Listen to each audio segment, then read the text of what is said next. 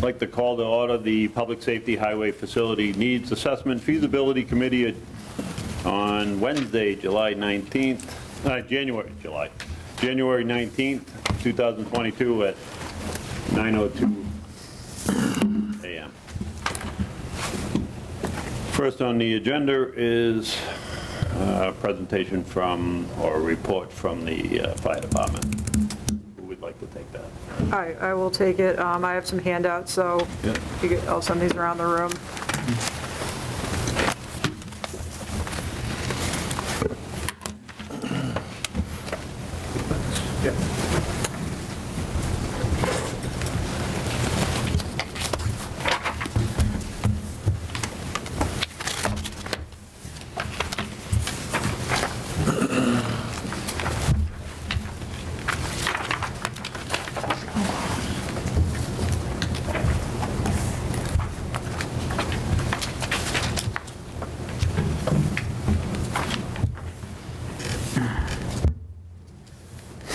I left my glasses in the truck. I forgot mine at home. Just this, right? This is really the one you want to pay attention to.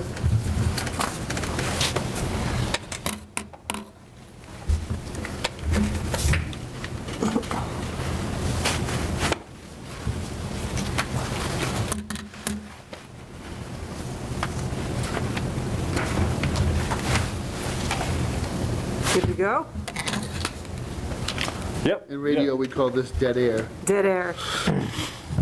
So I'm basically going to go through the list of bullet points and discuss, come on, did this thing freeze up? There we go. So give a brief history of our building. I'm going to do a photo documentation of our current space utilization, along with some of the compliance issues pertaining to OSHA and NFPA, where we're out of compliance or we've attempted to solve one problem and created another. Talk about what we would need in terms of square footage to right size our department to get everything that we currently have or have on order, such as the new forestry vehicle, under a roof and in one location.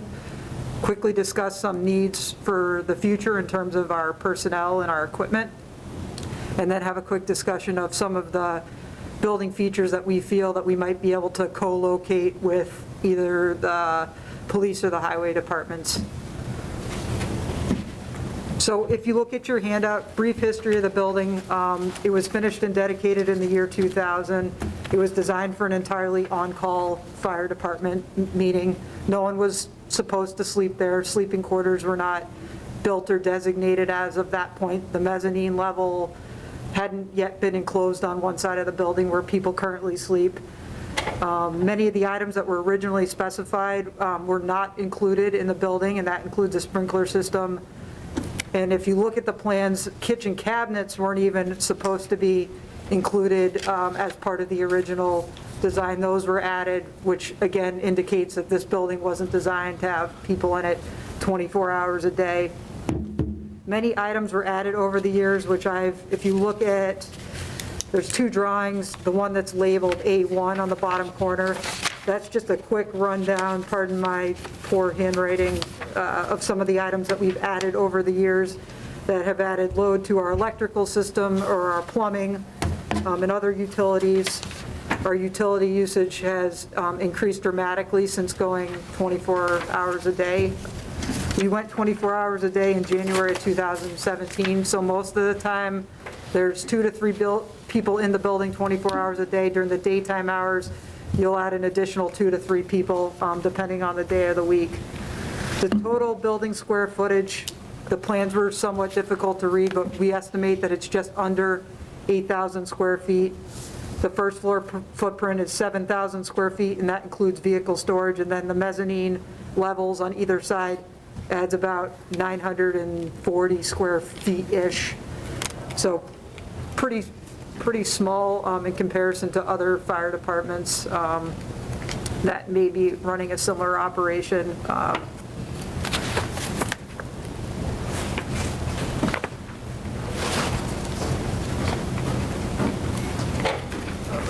We just get started, guys. Okay. There's a handout right there. Thank you. And I didn't do attendance yet, so. Can somebody just advance, I don't know why my thing isn't moving forward here. So next. So our major concerns and compliance issues, I think this committee is well aware of these things. I'm going to quickly go through some pictures to talk about some of these. So heating, cooling, and ventilation, issues with our windows and our doors, having drafts and that sort of thing coming in, issues with air quality because we don't have heating, cooling, and ventilation, and we've had a breakage of our Plimavent system. We're aware of our electrical problems and some of our hazards. Adequate storage is certainly a problem, and that has led us to have some exit and egress issues and concerns with compliance there, as well as not having all of our equipment under one roof. We also have issues in terms of meeting the NFPA standards for cleaning and decontamination, and some issues, if you look at OSHA, with general cleanliness due to the age of the building and some of the wear, and also some issues with noise where the equipment is located in relationship to sleeping quarters. Next. Yep. Just one note, you brought up the electrical, we've already addressed that, Yes. haven't we? So that's being worked on? Yes, it is. Yeah. Yep. So, and many of these things we're working on. I just included as an overall Yep. 30,000-foot view of this building. Yeah, I'm just mentioning because if somebody's watching it later on, it's like, didn't we already go through all this with the electrical? So, Yep. so for clarity, that's all. If this building is to be renovated, I think some of the items have to be considered, whether they're going to be reused or needing an upgrade. So some of our site layout and exterior concerns, parking isn't really well marked. Some of the hazards with radon and seismic performance not necessarily known. We have some issues with water runoff due to our gutters. The lot's large. We have difficulty keeping up with ice and snow removal at times, although the highway does do a great job with that. We're just limited in terms of having snow removal equipment on hand due to our inability to store it.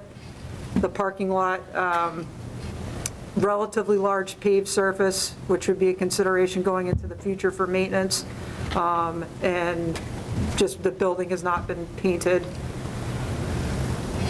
We talked about some issues with grounding, particularly in our IT closets, some things upstairs. Electrical receptacles is certainly a limitation, and our radio and IT closets.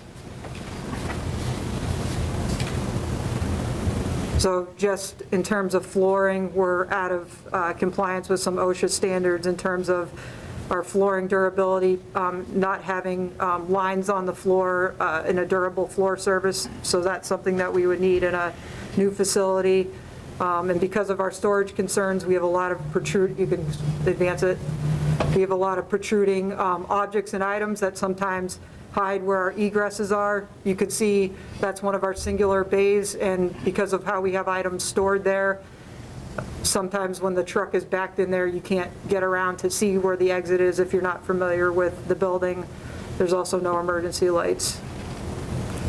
Again, some issues with our flooring surface and cleanliness where we would be out of compliance with OSHA. Next.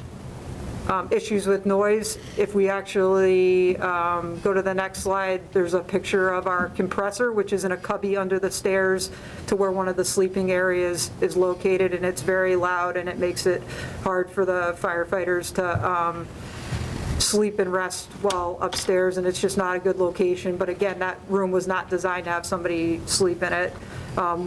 Issues with noise was cited as a major concern by the firefighters that occupy this building 24 hours a day.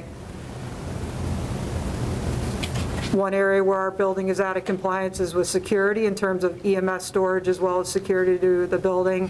Our current keypad is really fragile. Right now it fills with water. When it rains, it sometimes works. And not all exterior doors have this keypad. Some can only be accessed with keys, and we've had members trying to come in for calls and not be able to get into the building because the keypad was not working, so we're not in compliance there, as well as with a camera system. So for a new facility, we would be looking to upgrade to some type of an electronic security system, as well as a camera system. Again, trying to store items such as turnout gear. You notice that the egress here in this path is reduced. It's also reduced by the way our trucks are stored. You can see the ladder trucks parked there. That's actually an exit. And there's concerns that when the members are dressing for calls, other members cannot get by. If you go to the next slide, you'll see that the egress path between the ladder truck and the gear rack is actually reduced to 29 inches. Our PPE being stored out on the apparatus floor does not meet NFPA 1500. It's supposed to be enclosed in a negative pressure ventilated room where it wouldn't be exposed to UV light, which will actually break down the turnout gear and reduce its lifespan. Some members don't even have storage for their gear, which you can see there's a set of boots right there in the egress path, and there's another set by the door just because we don't have storage space to even put more gear lockers.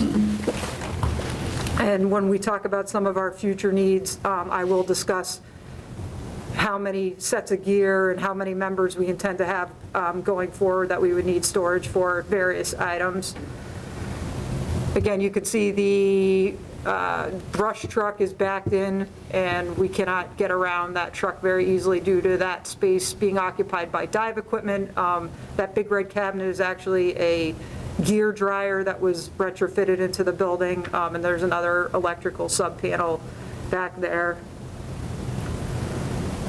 In terms of vehicle storage, we currently have 4 truck bays that are 50 by 58, so like 2,900 square feet. We have in our fleet a ladder and 3 engines, which if you go to your handout, I've basically broken down what we have for storage spaces, their dimensions, and what is stored in each of them.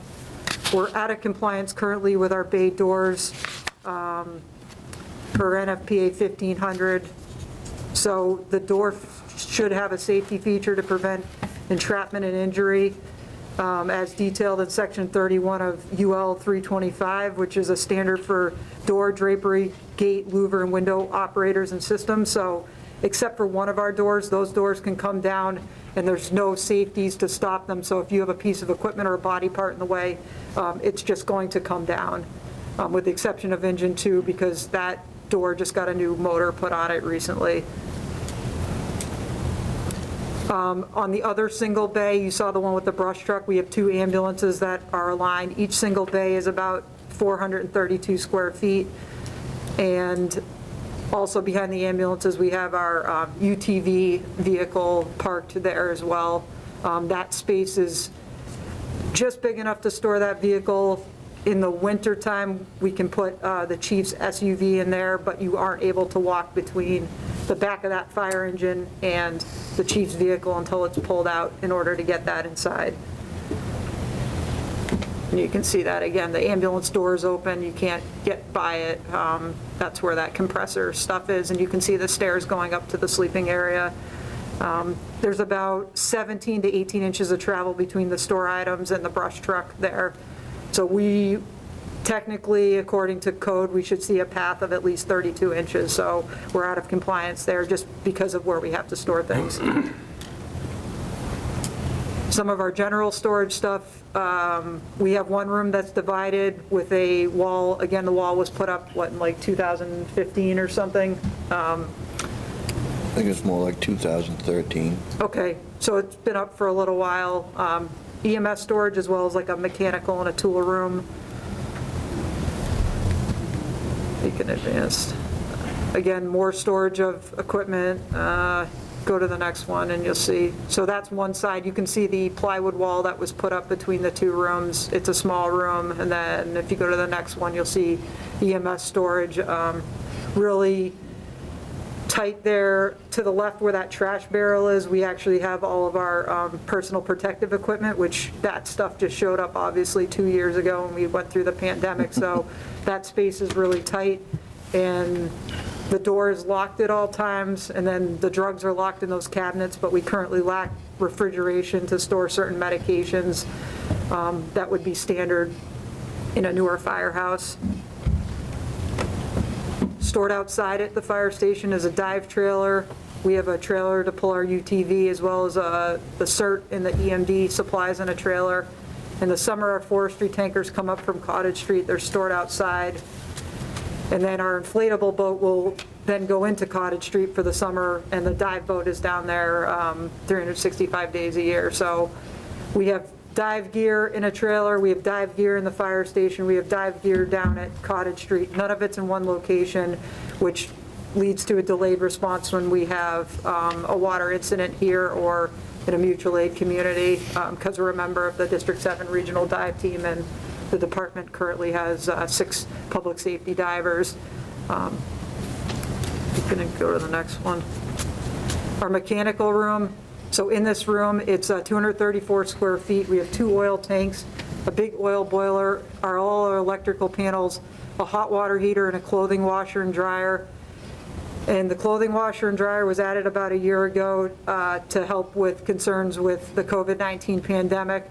And in doing so, we blocked our slop sink, our hand washing sink, and per NFPA 1500, we're supposed to have the ability to have hand washing in areas of the fire station where contaminated materials are being cleaned, stored, disinfected, or laundered, which is sort of what this room is used for. All of our, if you go to the next slide, you'll see this room is kind of a miscellaneous storage. We have janitorial supplies, cleaning supplies, a whole bunch of stuff in here that's kind of packed in because there's no other appropriate place to store it. But the guys don't really have good access to that sink other than to fill a mop bucket. They can't really wash their hands in it anymore because that was the only place we had to put the clothes dryer and washer.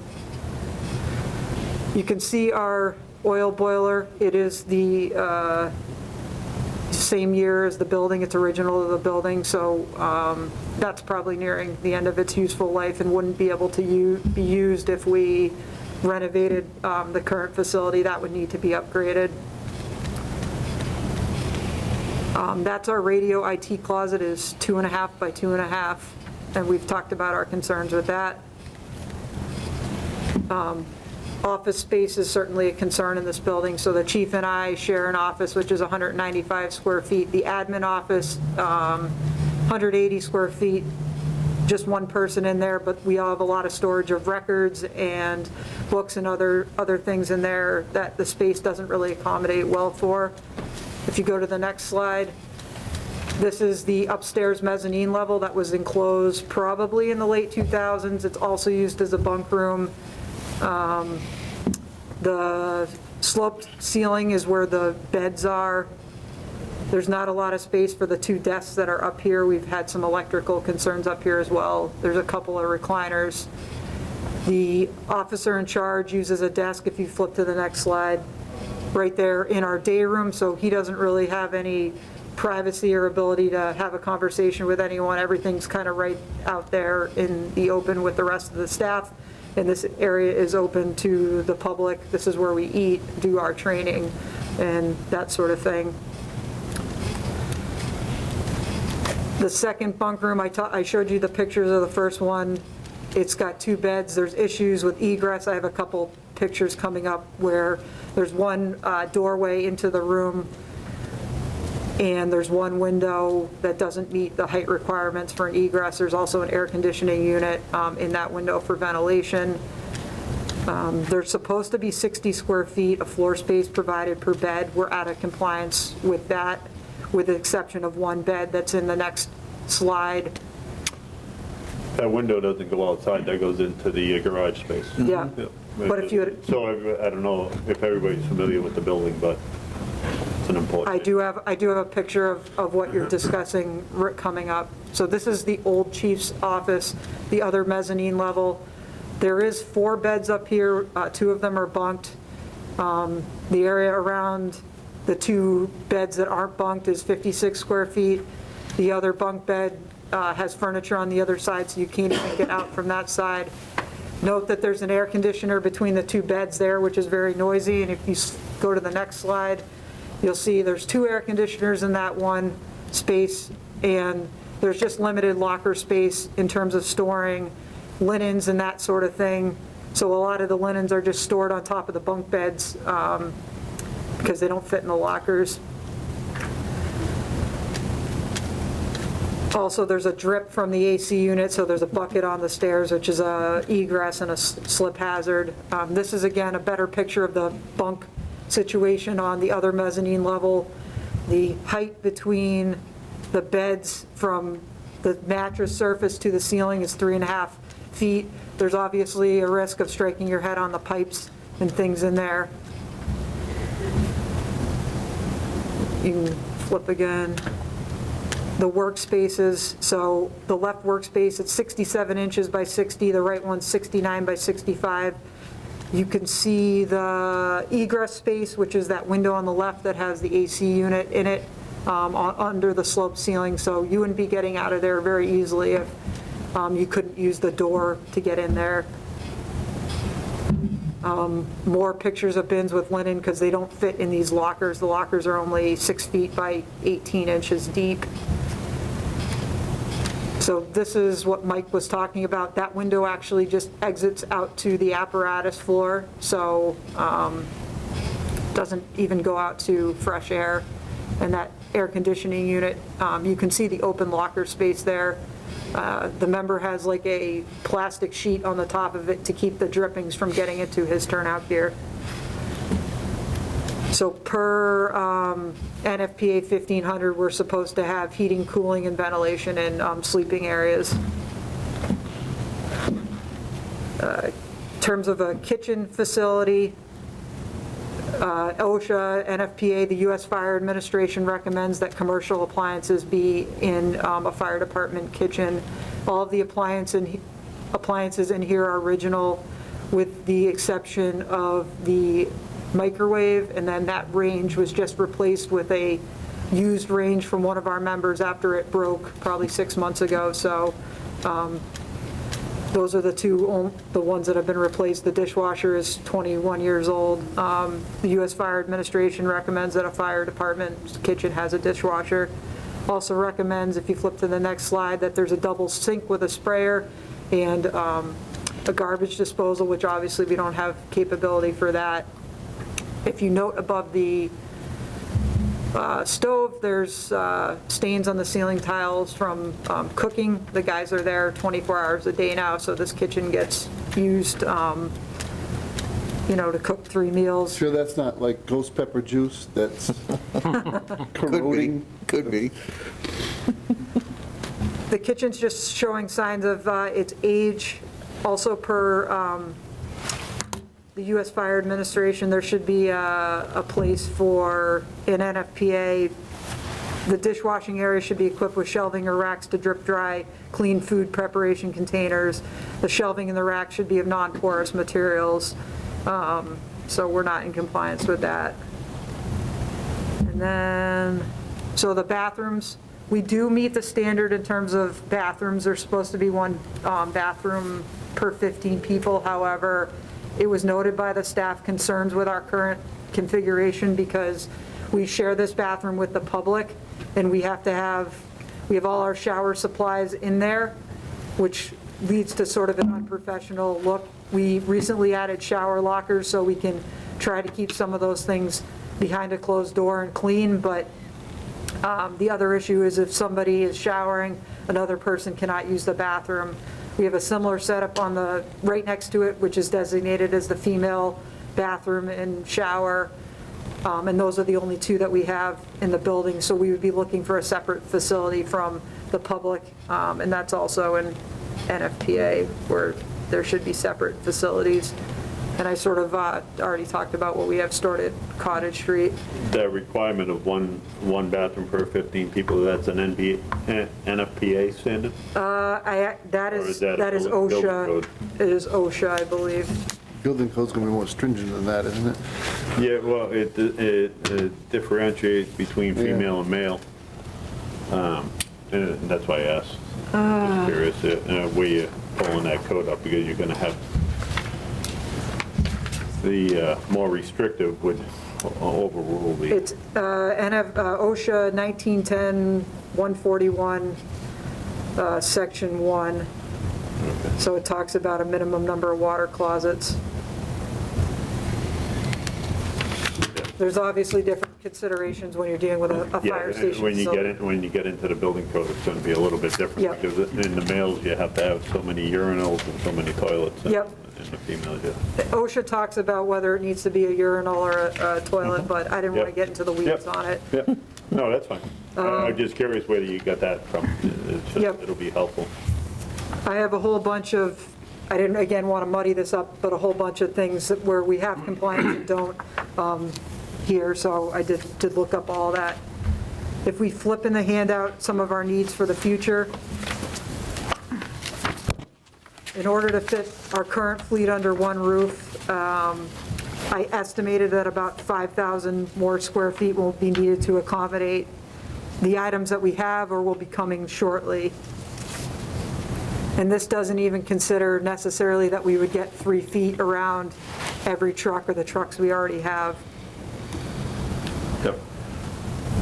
So, if I can interrupt for a Sure. moment. We went through the same process with the highway department, and Adam had come up with the sketch of the building and square footage and stuff. I think it's going to be most helpful if you identify, like, you're going to bring on so many more vehicles, equipment, personnel, things like that, what the size of the meeting rooms that you may need, office space and stuff, because after we're done with it, it's going to go to building and facilities, then and then it'll go to the capital committee, I believe, and then it'll go to the selectmen, and then we end up getting an actual architect to move on to that next stage. And I'm always cautious not to identify square footage, more identify what it is that you're actually going to add to it and what you need. I'm trying to stay out of the weeds in terms of a design. This is just what we would have to get under one roof, and based on the area around these vehicles that we'd have to cover, that's just the square footage. I don't know how it would be designed to fit under that. That, to me, would be the architect's role.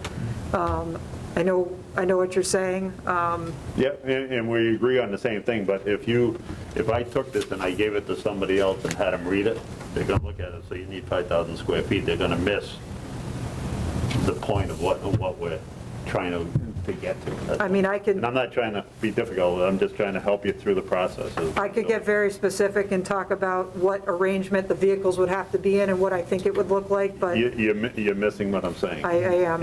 Yep. John has 14 trucks. And I just know that because I counted it last time.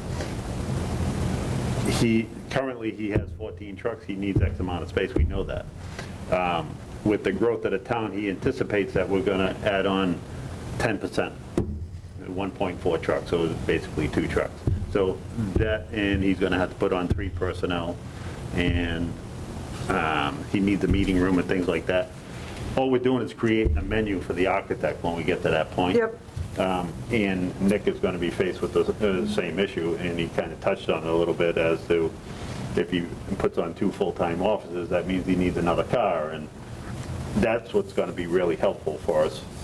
So if you look at considerations for future expansion in vehicle fleet, I talk about what I believe we're going to need for expansion, as well as how our staff is going to expand, and how many more, what we need for sleeping arrangements and storage arrangements for members' gear, uniform storage, linen storage.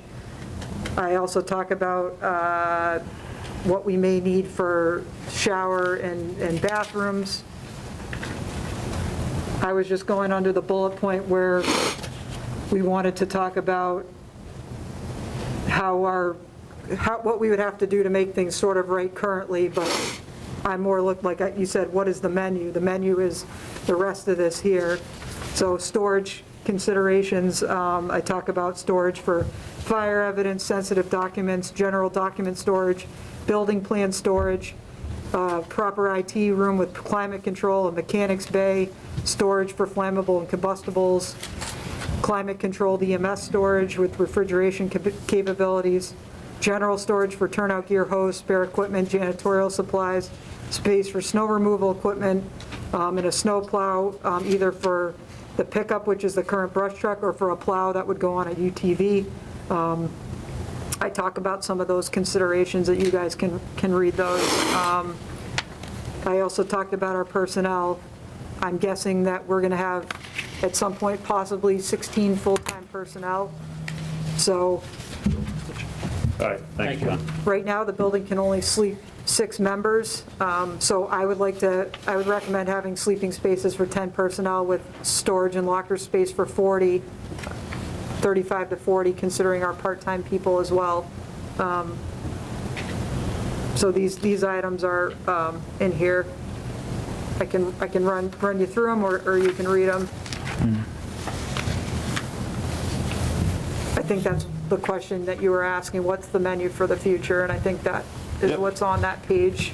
And then if you flip to the last page, I discussed, again, it was the 5th bullet point here, what type of spaces could we co-locate with the police and the highway? So I listed them here. So that would be a community meeting training room, a training space, public restroom facilities, consideration of shower, locker room facilities, a mechanics bay, a wash bay, a library or other study room, radio, IT, and communication equipment, including where the dispatch center is going to be located, which, again, that doesn't have anything to do with this committee. It's just saying where might this be located within our shared facility, trash, rubbish collection areas, and whether we're doing any type of a cold storage facility for something that may not be necessarily under our main roof. So Yep. that's what we've come up with.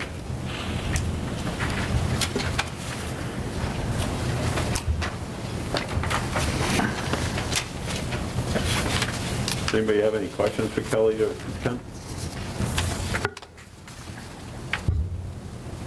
Just general comment through the chair. Thank you for this. This is a really great breakdown of all of the needs of the department. I just want to commend the presentation and the handout here. I think this is exactly what our chair was looking for, was a list of everything you need, everything you have, excuse me, and I think this is presented very well. Just wanted to say that. Thank you. Yeah, and I agree with what Matt said. You did a very nice presentation on it. I'll have some comments after we go through, please get done with them. The same as, and I just touched on it a little bit with Adam's presentation, and it'll be the same thing. It is nothing other than just healthy discussion to try to help us get to the finish point. So you're more on point with what I asked for than what the highway presented to us. And it's just, they were first, so you're nervous and you don't understand, so you picked up a little bit of what that was, and hopefully the police department will do the same when they get that is. Other than that, I don't know if there's anything else that anybody else wants to add to it, or do you have anything, Matt, that you would like to add to it? Similar considerations from the highway meeting. I don't know if we're talking for extra storage and stuff, solar components, canopies, anything that could be stored outside like that, but I don't think anything that really needs to come out today that wouldn't be consistent with what we're going to ask all the departments for. Yeah, so, and this is only my own thought, so as far as like the outside storage, you talked about that, and so that's going to come into the design thing, so Exactly. it would be important for us, for Adam to help him through his process. Does he need conditioned space or unconditioned space? Does he just need a lean-to to push her underneath versus having his new little trucks sit inside a covered space? That'll be helpful for him to be able to put his project Certainly. forward. Do you have anything, Mr. Wojcik? Office space. Is it safe to assume that personnel are entering HIPAA-sensitive data on a computer? Yes, and because of that, we're in need of private spaces, which I believe I put in here stating that we would need a firefighter's office for the firefighters that are just doing EMS reports. Right now, they do them out in that open area, which the staff cited as an issue. An office and a desk space for each lieutenant, because they're assigned a specialty role, and some of that work is sensitive. Obviously, the admin assistant, and then office for possibly fire prevention and fire investigation, which is a sensitive process, so we're in need of that. And right now, a couple of the offices being upstairs aren't accessible, ADA accessible, and I know, I forget who had discussed it, but we can go up with our building. I don't know if that would trigger us needing an elevator. I know other communities have cited that as a concern. So like the community I just came from that built a brand-new firehouse in 2014, they chose to keep everything on one level for that reason. Those are the That kinds may of be- things that fry Yep, me. I know. Because we're not going to hire anybody doesn't have the physical ability to move. Yeah, if it's not accessible to the general public. It doesn't need to be. It's a firehouse. But that's my argument with the world, some of the crazy bureaucratic application of these rules. But I want to go back to HIPAA. Yep. So you need physical security around any workstation where HIPAA information is being entered onto a screen. Yes. And if that person is in the middle of, I'm sure you do this already, is it automatically lock down the screen when somebody leaves for a call? So they do it on a computer like this, so they would close the computer and it would actually go with them in the ambulance if they left for a call, and it does lock out, so yes. Do you have any hard copies of those reports? The admin assistant has the demographic sheets that we collect from the hospitals, which are secured in a locked box. Mailbox, they until slide them she- in. Until she collects them and enters the information and then shreds them. So we're not storing any sensitive hard copies. We are storing sensitive hard copies from ambulance calls we did prior to migrating to our current PCR software. Until Ambue Pro. Yep. Okay. A couple years worth. After 7 years, they get shredded. So that's going to phase out at some point when you've had Ambue Pro long enough, but that's still a ways away. What, 4 years away? About 3. 3 years. Yep. So you have 3 years' worth of HIPAA-protected information now. They're locked in a file cabinet, but is a file cabinet truly set up for sensitive documents? Are they behind a locked door? Are they fireproof? That is not the case with any of our documents. Nothing is really that secure. I hate to admit that, but that's the case.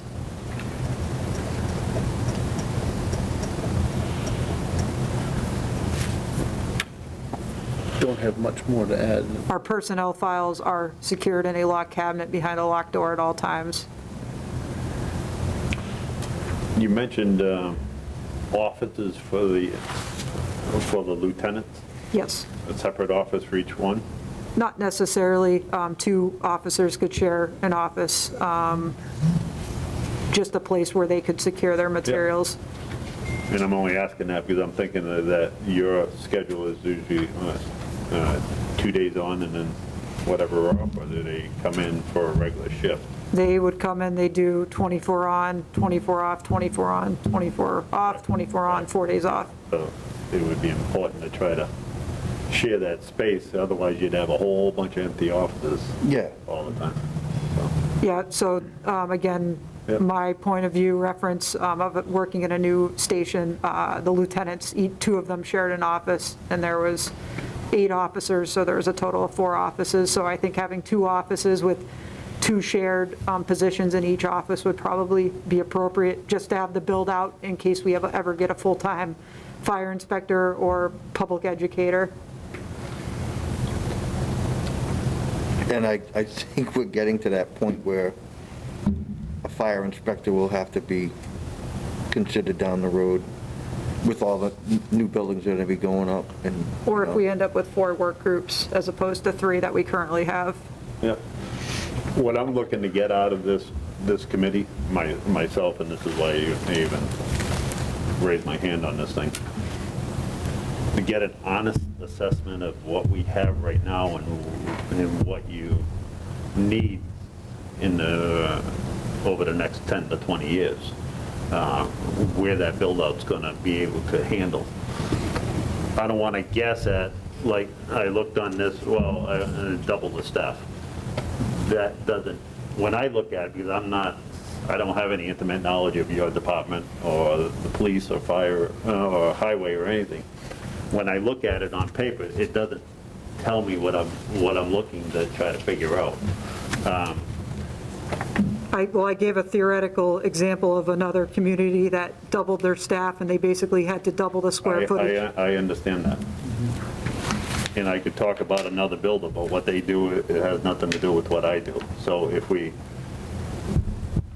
and I'm not trying to be difficult, I'm trying to help you, push it to that point where just identify what your honest assessment as to what you think your needs are gonna be, assuming that we're gonna increase the population by 50%, or when those buildings go in, our population could go up by 800 people, which is about 10%, and that could be immediately with over the next couple of years. Yeah, I think the thing that I'll try to say the same thing maybe a little bit differently. If you took just what you have now, but made it code compliant for a sleeping space and everything else, what would that square footage be? I'm And not, then when you project out your staff, that's what you have to do. Because you would want to build out adequate space based on the code. You're clearly not code compliant now at all. This is probably the most non-compliant building we have, even more non-compliant than Highway for a couple of reasons. Because people are occupying the space 24/7.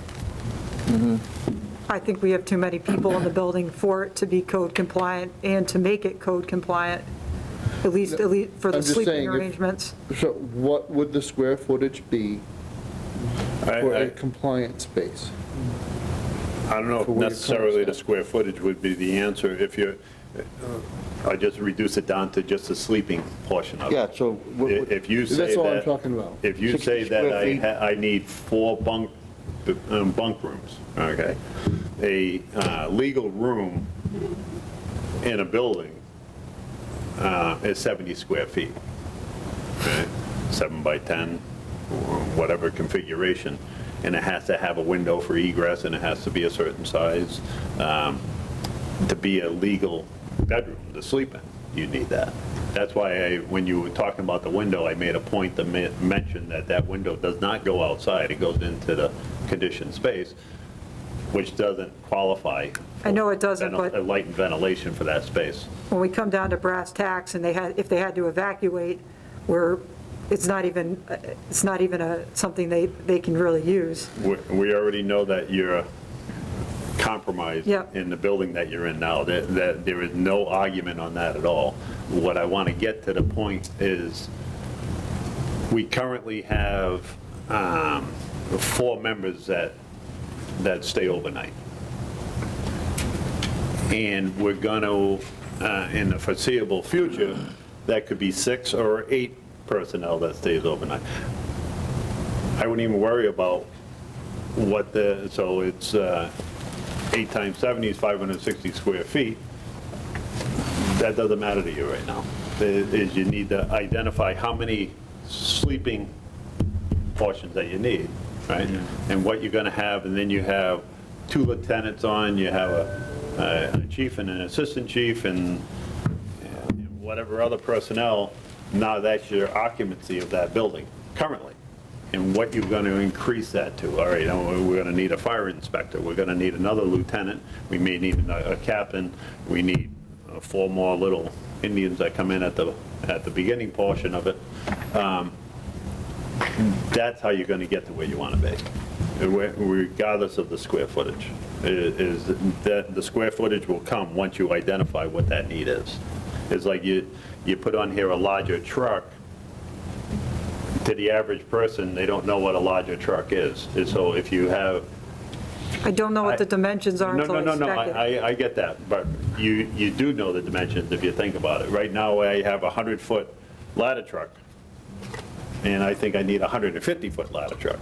Well, that's going to help the architect when you get to that point, as identifying it, because he's going to ask the same exact question, what do you mean a larger truck? What's a larger truck?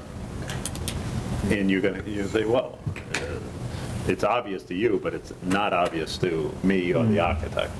That just feels like it's getting down into the weeds for me. I was just trying to be very like, answer these 5 bullet points and kind of keep it on the surface, so I'm not, I mean, when it comes down to design, we can be very specific about each portion of the building, but I didn't think that was the objective here. Can I ask? Yeah, good. Sorry, kind of. Maybe you can referee what we're trying to No, exactly. I'm going to kind of go backwards for a second. I apologize.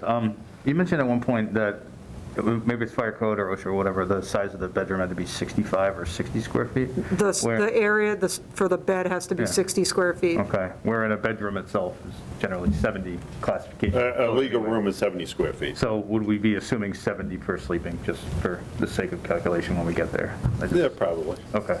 And if the Give you extra NBA space. standards are different and they're more stringent than what the, maybe they require the total room to be 85 square feet, so then that's, you would have to default to that.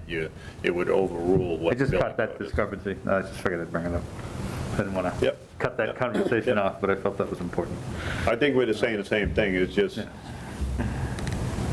I'm confusing you a little bit and I'm a little confused on some of the stuff, so. You also have to forgive us, Mike, because it's always been conditioned in us to cut. And even when Matt came on board, he's like, just give me a list of whatever, it wasn't a wish list, but, and you found yourself, when you were trying to figure things out, and I don't know if you felt this, you found yourself unconsciously cutting because that's all you ever knew. And like, she's talking about a larger truck. I'm thinking down the road, our ladder truck is a 75-foot, and it's only one tandem rear end, whereas, the question would be, would we go to 100, and now we need a dual tandem rear end? You know what I'm saying? So Right. that's Yeah, where, what came to that's, my head when I seen larger truck was the guy in the back with the spinning around the front. Yeah. But that's what popped into my head when you say a you're larger talking, truck. a tiller, Kramer. The size of the aerial doesn't necessarily correlate to the size of the truck, it's how you spec it, so the truck, but anyway. But- Again, you're the one that knows that information and I Right. don't, But- is what I'm getting at. But it might be where our need might change with these bigger buildings, where we might need something that is It's a absolutely longer going to area. change, because somebody around here somewhere, if you had some sort of significant crisis in one of these big buildings, you're going to call a ladder strike team, I assume. Right. So what are the components of that going to be? If we all show up with little Tonka toy Right. ladders that don't actually reach the Right. hot spot, then nobody, Sutton, Uxbridge, Northbridge, nobody is prepared for that eventuality. Right. If we're the host community, the burden probably would fall on us to have adequate equipment. Right. Now, we're not the only host community for a facility like this. Uxbridge has a fair share too. That's for you to work out in District 7, but for our planning purposes, yes, you would need a larger bay, Right. almost certainly, because you're going to be buying a truck that, regardless of how you spec it, is going to be at least some amount larger. Possibly, or you can get it special built to fit in your building, which a lot of these older firehouses have to do. So we would make it work regardless, but if we did need to purchase a tower ladder, that's obviously going to be a bigger than a straight stick ladder, what we currently have. Because you're not going to be rescuing people out of windows with this, you're going to be trying to put a fire out from the top. So, Right, and that's one of the things people misunderstand about, well, you don't have that many tall buildings. It's not about the height. but where you're going to reach. It's about where you're going to reach. So, but getting back, I'm not opposed, I don't know if the chairman feels this way, but for my own planning purposes, I'm not opposed to trying to use square footage as some kind of reference point. We have to have a conversation about square footage, it's buildings. Right. So, but my point is different.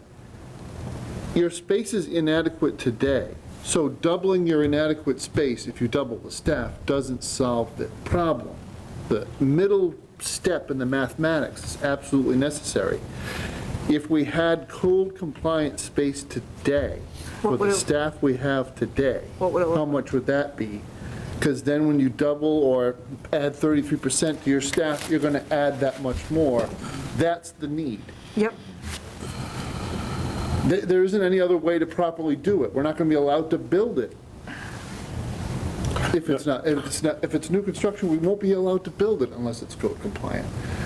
Those things, for financial planning purposes, there's a per square foot estimator basis that's usually spot on accurate. That's, I'm hoping, where we get to. Some idea what it would cost to build the code compliant space. Yep. You So, know. and that all makes perfect sense. So, and now, that's a good argument for the square footage thing. Why I keep going back to equipment, personnel, and things like that. No matter what you do, you're not gonna get around the trucks in those two little bays on the end. Right? That's physical space. Can you turn around and put an addition on the left-hand side with bigger bays that the apparatuses go in that physical space that was too small for the apparatus now is physical space that can be used for office space? Right. Or meeting rooms or things like that. That's where my head, I'm in builder mode, so you're in your mode and Matt's looking at it from a different point. That's why we have a whole group of people.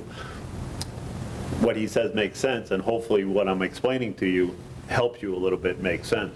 Comparison to Westboro, Charlton, or whatever doesn't help me because we're not Westboro or Charlton or whatever. But fire departments operate in a similar fashion, which is why I'm using it as a reference, and many others Okay. do. It's just a reference. It's not saying that is what is going to be best or appropriate for Douglas, but we're going to be somewhere in that ballpark. That's why I'm using it as a reference. Yep. Ultimately, it comes down to you two people putting together the best plan that works for your department. These two for the fire and those two for the highway. Myself, Matt, and Matt Benoit are here to try to help you and referee to get to that. But ultimately, it's your sales to get to the finish line to make it work. So I'm not trying to be difficult with you. Nobody else is trying to be difficult. I'm not trying to be difficult with Adam when I'm saying you're making a building. It's to help them. That's all I'm trying to do. So hopefully you're not taking it the wrong way. No. I think it's important that you do identify equipment, personnel in the rooms, like you've already identified that you're in the two offices. What those offices are gonna be. Are they gonna be 195 square feet like you share with him, or is it gonna be 180 feet that the admin has, or is it gonna be a 250 square foot? I have no idea. That's up to you to try to figure out what that space is. Because that's going to help you, is you could say, I need an office. Is it an office like Lisa's or like Matt's? Hopefully it's not like Matt's. But that's the reality of it, is if you identify what your needs are currently, like Matt said, you have a bunch of deficiencies, there's no argument. There's deficiencies with the police and there's deficiencies with the highway. That's why I opened my mouth and raised my hand to try to put this together, to try to address these things. Identify what your deficiencies are and what we need, and then we can figure out how we go about correcting those. This is just a very, very basic beginning stage to try to get a menu together. What you did is very good, it's extremely helpful. I just think it can be refined a little bit more information that the layperson that has no intimate knowledge of your department would be able to look at it and understand what. Well, this was what the- designed, again, to accompany my presentation and explain it and be here to answer questions, so Yeah. it No, and wasn't, what you did was good. wasn't designed to be just a document that you look at and you fully understand it just reading it. It was more of like a handout and a guide to this presentation, so I'm happy to put together Yeah. something that the layperson can pick up and it's comprehensive, but if I had done that for this meeting, it would have been a lot more pages, which wouldn't have been helpful for you guys as Yeah, I try to no, your present this. presentation was good, but when we get all done with this committee, hopefully in a few more meetings, the goal is to come up with your menu Yep. as to what it is. This is a great start. I think so. This lays everything out there for us. and the way that we asked. I Thank think you. we stumbled upon a really important question, though, that we're going to need an answer to, which is, where does the ADA apply? Because there are going to be some things that would logically be situated on a second floor, and having a second floor gives you some flexibility. It's kind of a threshold question. If by definition a public building has to be ADA compliant throughout because it's a public building, so the public's going to have access to everything, even though they're not. Right. But if that's the way the law is interpreted, then it really changes your dynamic for building planning, because an elevator is a really expensive component. It's expensive to build, it's expensive to maintain, Well, not and only it has to be, certain distances from this, that, and the other thing. It needs power, physical space, physical space. So we'll have to do some research, for And- sure, and with the it- building commissioner on what, and they have second floor in opposite ends of the building, they're not connected. yeah. So do you need an elevator on both ends? Well, I'll be honest You're with bringing you. up this question. I think it's a safety issue having people in on the apparatus floor. It's one of the reasons I moved the office from upstairs down to being on the apparatus floor. Number one is have access, so that staff could have access, but you didn't have someone in a wheelchair coming across the apparatus floor with a truck backing in, and creating a problem. I mean, it happened in Webster where a guy got killed, he got backed over about 10 years ago. And it's happened in other places, Yeah. too. Places I'm familiar with, where this precise mistake was made. At the time, it was a call fire department. Some of the call members really weren't in very good physical shape. Right. And they got caught up in a mess on the floor. So, but when we look at our existing assets also, and what's the value of our existing assets, this building has ADA compliant elevator in it that we already pay for. We already have it, and we already maintain it at a very high level. So that's the opportunity cost of not utilizing your existing assets, might be that you can't sequester some of these functions. But I think I've said everything I wanted to say. That whether or not you have to have a second floor with that kind of access is a really important question we need to answer. Otherwise, you'd have a sprawling, single-story building, Right. which is a different conversation than being able to put things up higher. Yeah. So you're going to have to look at it from the NFPA standard, and then Ken can look at it from the building, but I think the NFPA is going to I have a ruling on hunch that that the building. interpretation is that if it's a public building, then some access always has to be ADA accessible, because you could have a FinCom member or a BFCC member, not a fire member, Right. who has to get access to do their duty as a FinCom member or a BFCC member. And if they can't get up to the second floor to do a tour, then they don't have access. I have a hunch that that's the standard, and then we'd have to have an elevator.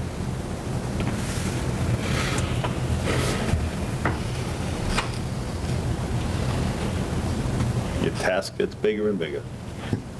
So, just from my understanding, any public safety building that's designated public, that has a second floor, will need an elevator. That's what I think the answer is. I'm afraid that's the answer. Sutton just put in a second floor in this? Or is that just I haven't the even walkout been in Sutton basement? yet, but I think Sutton has an elevator. Sutton has a- That, where Webster has dispatch, and that's their police station, right? And they yeah, must have an that's their elevator. police station, and that's 2 floors. I don't know if they have an elevator. You might be able to argue that you have access on both without an elevator, because you have a split-level building. Yeah, the new Leicester building is, it's like built in the side of a hill, so all the apparatus comes out from underneath on the backside, and then the front, I'm sure is, but they have an elevator too. And so does Upton. All right, Very good. wasn't thinking about that. Did you make a note of that to It's- check on it? It's in Yeah. here. Oh, it's in the Yep. folder, okay. Well, I just want to go on record to say that I think Kelly did an awesome job with it as well. Under other considerations, if we build up, As long we as you may didn't have need to do all elevators. all that research, you support her 100%. I No, did you pull did a good the, job with that, Kelly. I did pull your electrical bills, and you've gone from, just using December as the month, the benchmark month. In 2014, you're using about 3,900 kilowatt hours per month. But by December of '20, you're over 7,000. So you almost doubled your electrical use in the building. Nice. It's amazing how we've come, because we used to shut the lights off when we left the room if we weren't there. It doesn't happen I honestly- anymore 24/7. Some of our lights are on timers, but I honestly think it's the use of the portable heating and air conditioning Well, units. those are huge draws. Yep. No doubt. Yeah, light bulbs don't really matter. Yeah, we could save if we convert you to LED, and it's a worthwhile project, we could probably get a grant for it. But that's not gonna save squat compared to having an energy efficient building with an energy efficient HVAC system. Oh, a Right lot- now, your saving grace right now is probably the fact that you're getting so many unintended air exchanges during the day. From your leaky walls and your open bay doors is your saving grace. I fear that if we tighten this building up before we solve the climate and ventilation issues, you're going to be all kinds of bright lights flashing on the testing equipment for the air quality. But the upstairs in those two rooms, it's very dry and stale air. Yeah. It's, Well, there's no air to the outside, so right. There's no air you're exchange. not They're really sucking it from the exchanging floor. The, And actually, if you're doing a presentation with those AC units, you're taking your air from where all the combustible air Yep. is. Yep. Yep. all the carcinogen air. It's beyond Adam being already out has of that code. benefit in the office. Right? Yeah. And that officers' quarters, the one with the double, with the two offices up there, that's right above the boiler room. It gets really hot in there.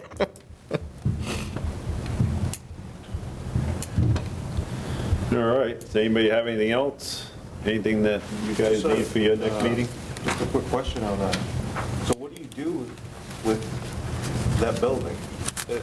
Like right now, even if you wanted to go through it, even if we had the money, say, oh, we're gonna go through this and we're gonna fix everything in that building. That's a huge undertaking. It's like, what is the option? Like, can you even get that into the condition that you need it in? Or is your only option build a new building? Well, that's the That's what this committee is purpose of about. That's the purpose of this Because that's whole what it thing. sounds Yep. like. I mean, to me, it's like, you're looking at this building, if you had to go through it, it would probably be cheaper to knock it down and build a brand-new building. Remember, we have to educate everyone, decision makers, but more importantly, town meeting voters, the public. You would drive by this building and say, because I think it is actually fair to say that the fire station would be the candidate to be our best building right now, right? It's the newest. It isn't, it's an abomination.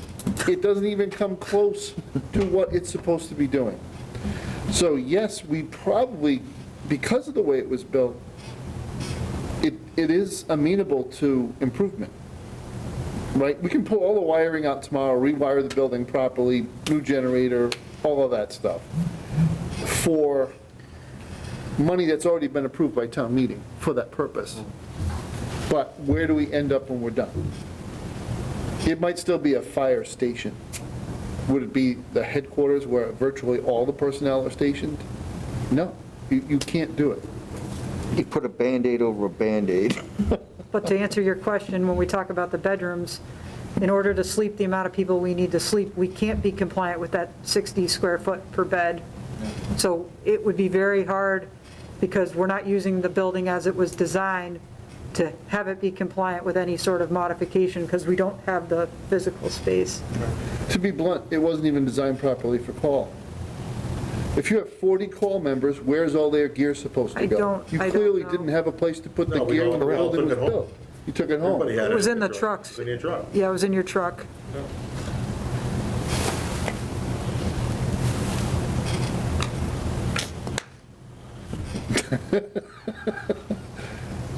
It's the challenge before us, that's all. I appreciate It's- having to make something work on a budget, so I'm not gonna fault Chief Gagne for trying to build a building that would at least function. It was originally planned to have AC, it got cut. Yeah, right, budgets are budgets, and he didn't want to go back and ask for any more. That's right. So he made do with what he He had. did the best he could with what he had, and But 20 years later, it had been shot down. Look where they were before. It was like the Taj Mahal that they moved into that compared to where they were. And it's the same thing with the police station. Yeah. They probably went from, literally, police station had 2 rooms above the post office, well under 1,000 square feet. Lucky if it was 500 square feet. The chief had an office, probably the size of yours now, and then there was one other dispatch area, and walk a prisoner up the stairs and handcuff him to an old the old Radiator. bench, I've been in that space. And then bring It's them actually, to Whitesville, and they spend the weekend over there. Yeah. you could do like haunted police station tours at Stop in Douglas, that old one. When you talk about square footage, you went from less than 500 square feet to 5,000 square feet. And just like you guys, it's like going to a brand-new building, and you have everything you need at the time, and now you're 25 years later, 30 years later, and you're double the size of what you were. The equipment's 10 times of what it was. Yeah. More than ever, I'm feeling that we would be helped if we went to see a couple of newer stations that have been built. Just to get a feel for it. I don't want a virtual tour, I don't want a COVID tour, just go look at how, and ask the questions. This looks like an awfully big space, how did you end up with this? And go walk through with those chiefs on what the decisions that they made. Because Oxford's is what, within the last 10 years? Yeah, Oxford's fairly new, Bellingham's fairly new. Webster's. I mean, I've been to Bellingham, and that's a great station. My only problem when I talked to Chief Daigle, because I went up there to see it, because it had just been built. And I don't think he's chief anymore, I think he's Yeah, he's retired. still He's still there? Yeah. He's worth going to visit just to meet the guy. Yeah, He's a yeah. hot ticket. I did his front porch. He's a laugh riot. But he also has opinions about, well, the fire station was built, we should have been together. He had a whole list of things that he was going through with me, but